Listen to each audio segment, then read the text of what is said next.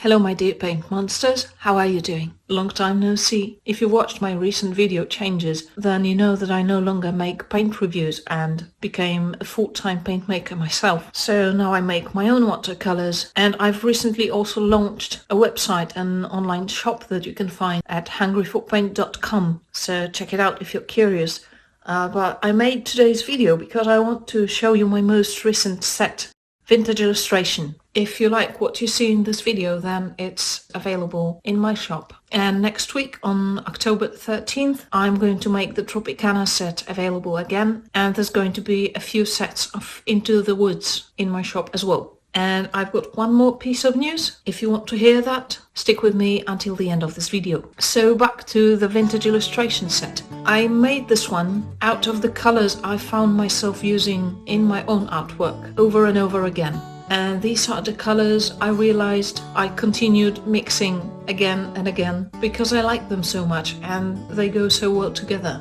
I made this set to be as versatile as possible while keeping the colors muted and toned down the way I like them. So on the one hand, you're not going to get a lot of very bright colors here, but still it offers you a really nice mixing spectrum in my opinion. Now on to the swatches. As you can see, there aren't many granulating colors in this palette because I wanted to keep it versatile. So for example, you can safely mix the vintage cream together with vintage red or vintage orange, and you're going to get a smooth color that's going to make a nice flesh tone. The only color that offers a tiny bit of texture really is the vintage brown, but it's quite subtle too and a lot less granulating than my other browns in my other sets like Coconut in Tropicana or Bark in Into the Woods.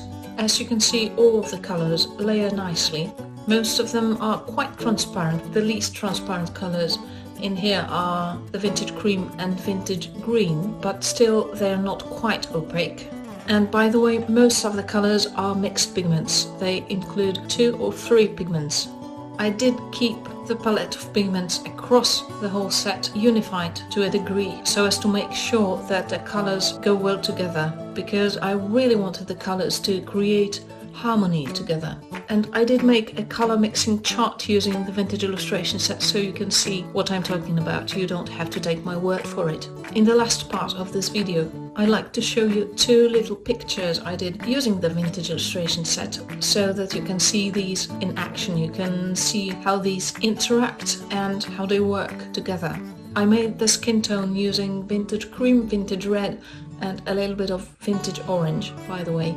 You can also use vintage brown to darken it. You can achieve quite a lot of different skin shades with these colors. And in the first piece, I only really used 4 colors except for the skin tone. So I used the brown, the blue, the red and the cream, and just added a tiny bit of the vintage orange for the skin. And in the second piece, I mainly used vintage yellow, vintage orange, vintage purple and vintage green with a tiny bit of vintage brown and the same skin tone that I made for the first piece. Personally, I think this set is particularly well suited for any kind of more stylized illustration like retro illustration or for children's books maybe. I find that it works well for potted plants with a more vintage feel to them. It'll do nicely for portraits, you can do landscapes with it, you can do whatever you like. Alright, I hope you enjoyed this. Check out my account on Instagram, Hungry for Paint, for news, pictures and all kinds of behind the scenes, as well as my shop at hungryforpaint.com. And here's the piece of news that I promised you at the beginning of this video. Hopefully in early November I'll be releasing a completely new palette, a new set of mineral colors that I actually crushed and ground by hand from rock to pigment to paint. I'm super excited about this because I've wanted to make a palette like this for a very long time. I think it's a fairly safe bet that you haven't seen one of these colors ever before. I haven't seen anybody turn this particular mineral into watercolor paint, and I'm really excited to share it with you soon. But for now, I'm going to say goodbye. I hope you're going to have a lovely weekend and stay safe, folks, in these strange times. Bye!